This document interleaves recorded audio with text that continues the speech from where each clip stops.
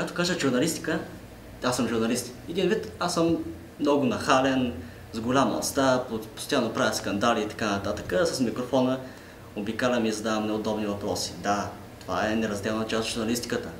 Но истинската журналистика, според мен, или поне тази, която аз искам да правя, е не да критикувам, а да показвам хубавото, доброто, да давам надежда на хората, защото точно това липсва на българина.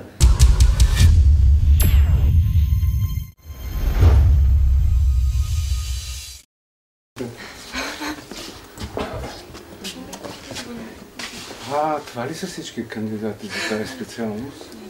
Но те направо са си влезли, няма смисъл да... Сядайте, да. Това е учебното телевизионно студио, в което се провеждат упражнения с студентите вече от втори курс нататък, защото до втори курс вие не сте профилирани, но във втори курс се извършва профилирането вече към отделните катедри. Печат и книгоиздаване,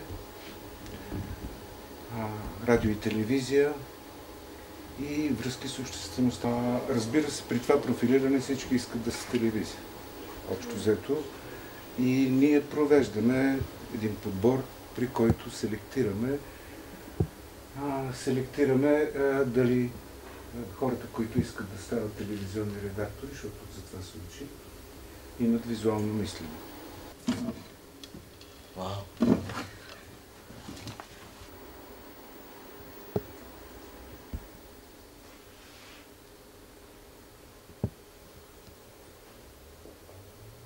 Добър ден! Вие сте с централните обедни новини, аз съм Вадер Акбархан. Идеята е, че тия 3 дена, отворените врати на Софийския университет, дават възможност на всички кандидати като нас да дадат да говорят с хората, които се занимават с журналистика, които имат 20-30 години опит в това, или пък с студенти, които в момента учат всички предмети, които се преподават тук, защото това е много трудно решение. Какво е преимуществото човек да учи точно журналистика в Софийския университет, пред това да завърши български филология или пък изобщо да не учи журналистика и да занимава като любител журналист с журналистика? Какви умения човек придобива тук? С какви хора се среща? Какво е ценното да се учи точно журналистика, за да се практикува по-нататък? Тук ти получаваш журналистическо самосъзнание. Защото когато седне един филолог да пише статия, той, ако не възприема себе си като медиатор, защото журналистиката това е най-четвъртата власт, медиатора между политиците и обществото, примерно. И между всичко това, което се случва, защото само политиката не е отгоре, нали? Ако разглеждаме теорията за световната конспирация и така нататък. Много е важно един журналист да се възприема като такъв, да знае каква отговорност носи. Да. Айде сега да ви покажа, що е то радио.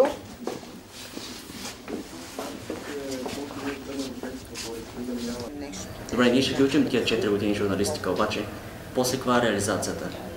И дали всичките тия идеали, които имаме сега, преди първи курс, ще ги запазим 4 години и след това цял живот?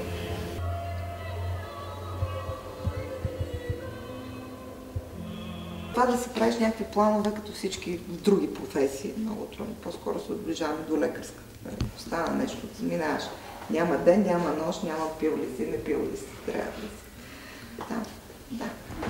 Мислите ли за